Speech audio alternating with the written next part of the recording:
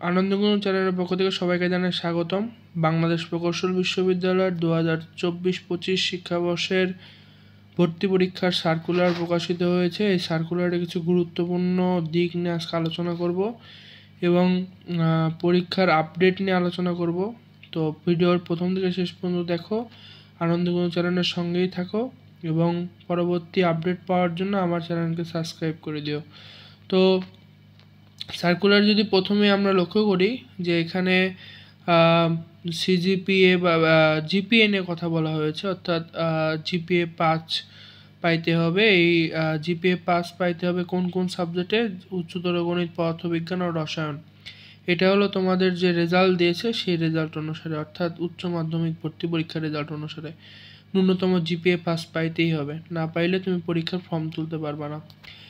এই জিপিএ 5 যেটা তোমাদের রেজাল্ট দিয়েছে, এখন অনেক কিন্তু বা অনেক প্রশ্ন তোমাদের রয়েছে যে কত মার্ক পাইলে হবে, কত মার্কের মধ্যে তোমাদের থাকতে হবে। এটার আসলে নির্দিষ্ট কোনো মানদণ্ড নেই।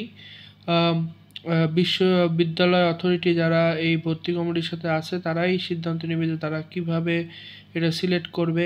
অনেক জায়গায় ফিজিক্স পরীক্ষা হয়েছে, অনেক বোর্ডে কোনো পরীক্ষাই হয় না, শুধু বাংলা পরীক্ষা বা প্রথম দিককার 2-1টা পরীক্ষা হয়েছে। তো আসলে এটা মেজারমেন্ট করা কঠিন, আবার বলাও কঠিন যে কত মার্ক পাইলে পরীক্ষায় তুমি অংশগ্রহণ করতে পারবা। তবে জিপিএ 5 সর্বনিম্ন পাইতেই হবে, পাইলে তুমি অ্যাপ্লিকেশন করতে পারবা ওইসব বিশ্ববিদ্যালয়ে। এখন তুমি যখন অ্যাপ্লিকেশন করার পরে প্রথম থেকে 24,000 জনকে ওরা পরীক্ষায় অংশগ্রহণের সুযোগ দিবে, অর্থাৎ এটা কিন্তু প্রিলি ভর্তি পরীক্ষা, অর্থাৎ প্রাক নির্বাচনী ভর্তি পরীক্ষা। এই প্রাক নির্বাচনী ভর্তি পরীক্ষায় 24,000 জন যে ভর্তি পরীক্ষা দিতে পারবে, এটা আসলে 3টা শিফটে পরীক্ষা হবে এবং প্রত্যেক শিফট যদি তুমি এখানে 3 দিয়ে ভাগ করো তাহলে 8,000 প্রায় স্টুডেন্ট পড়ে প্রত্যেক শিফটে। এই প্রত্যেক শিফটে 8,000 জন করে পরীক্ষা অংশগ্রহণ করতে পারবে। এরকম 3টা শিফটে পরীক্ষা হবে। এই শিফট ওয়াইজ কখন হবে, লিস্ট কখন দিবে, এগুলো সব ওয়েবসাইটে আপডেট দিয়ে দিবে। তোমরা ওয়েবসাইটগুলো ভিজিট করতে থাকবা নিয়মিত, ওখানে সকল আপডেট তোমরা পেয়ে যাবা। এই যে শিফট ওয়াইজ হলো, এরকম প্রত্যেক শিফট থেকে প্রায় 2500 জনকে লিখিত ভর্তি পরীক্ষার জন্য এলিজিবল করা হবে, অর্থাৎ মানে সিলেক্ট করা হবে। এই যে প্রতি শিফট থেকে 2500, অর্থাৎ সব মিলিয়ে 7,500 স্টুডেন্ট লিখিত পরীক্ষার জন্য উত্তীর্ণ হবে। এবার লিখিত পরীক্ষা অংশগ্রহণ করতে হবে। লিখিত পরীক্ষার সময়সূচি এবং সকল কিছু পরবর্তীতে আমরা একটু পরে আলোচনা করছি। তার আগে প্রশ্নের যদি প্যাটার্ন দেখি, এটা গত কয়েক বছর মানে গত 2020 এইচএসসি 20-21 শিক্ষাবর্ষ থেকে প্রায় সেমই আছে। প্রাক নির্বাচনী ভর্তি পরীক্ষা এমসিকিউ টাইপ হবে এবং এমসিকিউ এর গণিত পরীক্ষায় 34, পদার্থবিজ্ঞান 33, রসায়ন 33, পূর্ণমান 100 আর সময় হচ্ছে 1 ঘন্টা। প্রতিটি প্রশ্নের মান 1 করে এবং এটা ওএমআর শিট দেওয়া হবে। আর 25% নাম্বার, অর্থাৎ 0.25 নাম্বার কাটা হবে প্রত্যেকটা ভুল নাম্বারের জন্য, ভুল অ্যান্সারের জন্য। এবার মূল ভর্তি পরীক্ষায় অংশগ্রহণের জন্য তোমাদের 2টো বিভাগ আছে, এটা মনে রাখতে হবে। এটা খুবই গুরুত্বপূর্ণ জিনিস যে মূল ভর্তি পরীক্ষায় 2টো বিভাগ, গ্রুপ ক এবং গ্রুপ খ। যেটা হলো গ্রুপ ক হচ্ছে তোমার নগর অঞ্চল পরিকল্পনা বিভাগ এবং গ্রুপ খ হচ্ছে স্থাপত্য বিভাগ একসাথে আছে, অর্থাৎ নগর অঞ্চল পরিকল্পনা এবং স্থাপত্য বিভাগ, অর্থাৎ যেটাকে আমরা ইংরেজিতে আর্কিটেকচার বলে থাকি। তো এই দুটোতে আলাদা করে তোমরা যদি খতে অ্যাপ্লিকেশন করো, তাহলে তোমাদের খতে অ্যাপ্লিকেশন করলে তোমাদের এক্সট্রা করে আরেকটা পরীক্ষা দেওয়া লাগবে, অর্থাৎ তোমাদের তো লিখিত পরীক্ষা দেওয়াই লাগবে। ধরো উচ্চতর গণিত, পদার্থবিজ্ঞান, রসায়ন এই পরীক্ষা তো দেওয়াই লাগবে, সাথে তোমাদের মুক্ত হস্তে অঙ্কন একটা পরীক্ষা আছে, ওটা প্রায় 1.5 ঘন্টার মতো। ওই পরীক্ষাটা তোমাকে দিতে হবে। এছাড়া যারা লিখিত পরীক্ষা দিবে, মানে যারা কতে আর্কিটেকচারের পরীক্ষা দিতে ইচ্ছুক নয়, তারা কতে অ্যাপ্লিকেশন করবা এবং কত উচ্চতর গণিত, ম্যাথ মানে হচ্ছে পদার্থ এবং রসায়ন, এই 3টা সাবজেক্টে পরীক্ষা হবে। এখন এই যে পরীক্ষার যে মানদণ্ড, এটাও গত 2020-21 সাল থেকে শিক্ষাবর্ষ থেকে প্রায় একই আছে। সেটা হলো উচ্চতর গণিত, পদার্থবিজ্ঞান ও রসায়ন। এই 3টা সাবজেক্টের পরীক্ষা হবে এবং উচ্চতর গণিত 14টা থাকবে, প্রত্যেকটা প্রশ্নের মান 10 করে। পদার্থবিজ্ঞান 13টা এবং রসায়ন 13টা, এই সব মিলে 40টা প্রশ্ন থাকবে এবং 40টা প্রশ্নের মান 400, সময় পাবা 2 ঘন্টা। আর যারা ওই আর্কিটেকচার পরীক্ষা দেবে তাদের জন্য মুক্ত হস্তে অঙ্কন আছে। এটা হলো 3টা প্রশ্ন থাকবে এবং দৃষ্টিগত বা স্থানিক ধীশক্তি, অর্থাৎ তোমার ভিজুয়ালিটি কেমন, তুমি কেমনভাবে একটা অবজেক্টকে দেখতে পাও, এর উপরে 4টা প্রশ্ন থাকবে। এটা হলো সব মিলে এটাতে হলো 400 মার্ক এবং সময় থাকবে হচ্ছে 90 মিনিট, অর্থাৎ 1.5 ঘন্টা।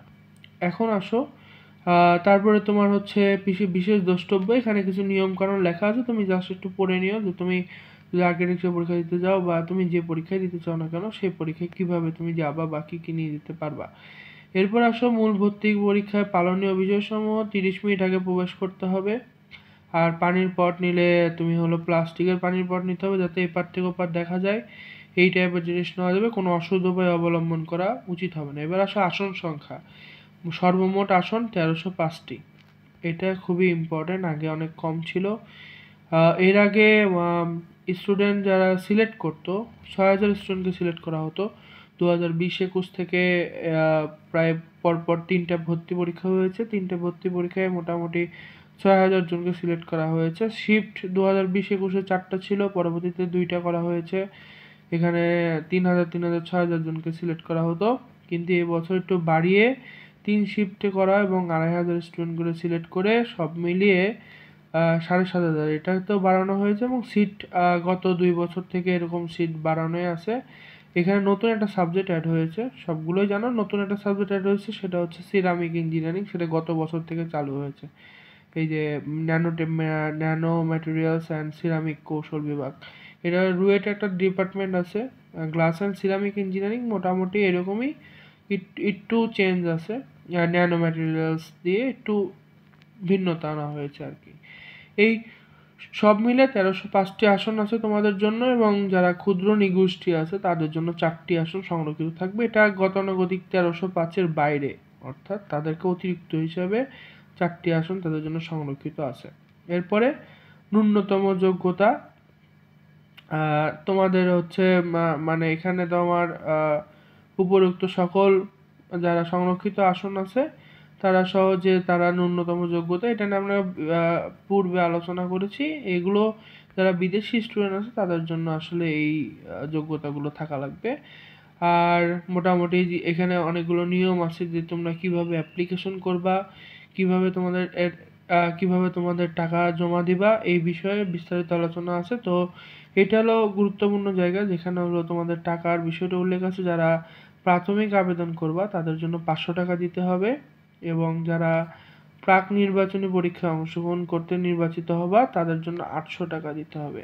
প্রাথমিক আবেদন ফি 500 টাকা, প্রাক নির্বাচনী পরীক্ষায় অংশগ্রহণের জন্য নির্বাচিত প্রার্থীদের পরীক্ষা বাবদ 800 টাকা।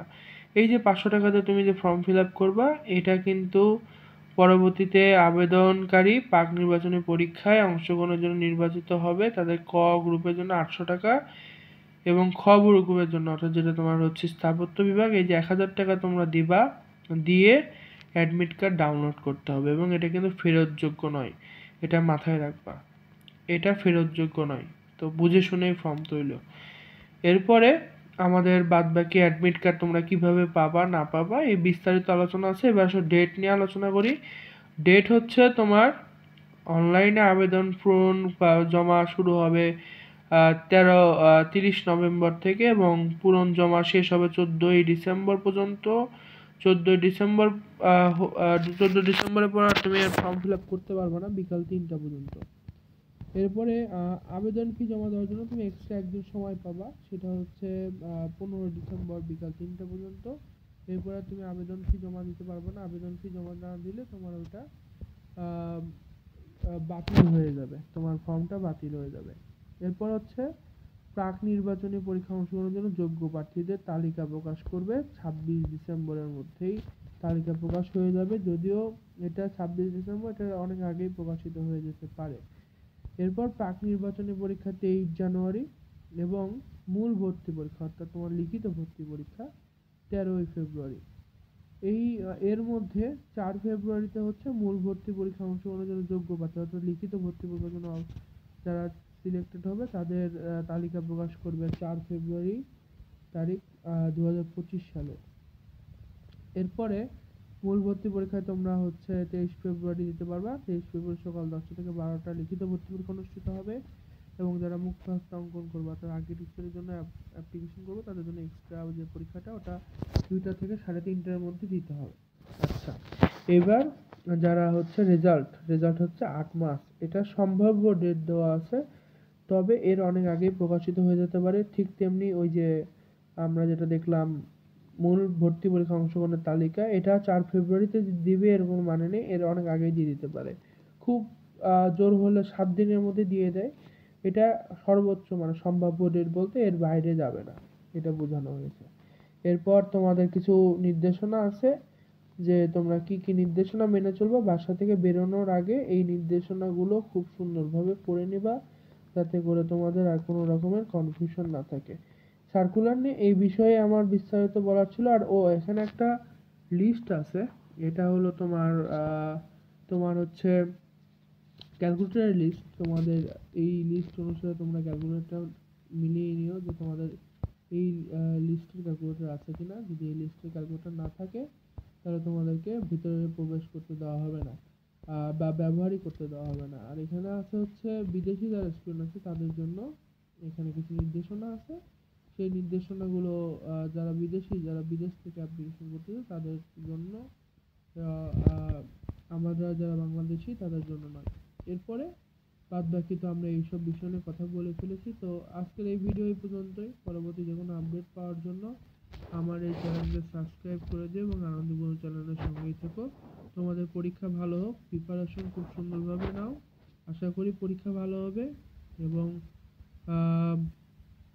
ভালো থেকো, সুস্থ থেকো আর প্রিপারেশনটা নাও যাতে করে চান্স হয়।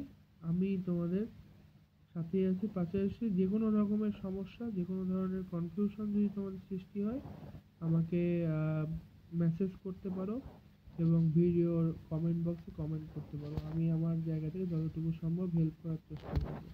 ভালো থেকো, সুস্থ থেকো, প্রিপারেশন নাও।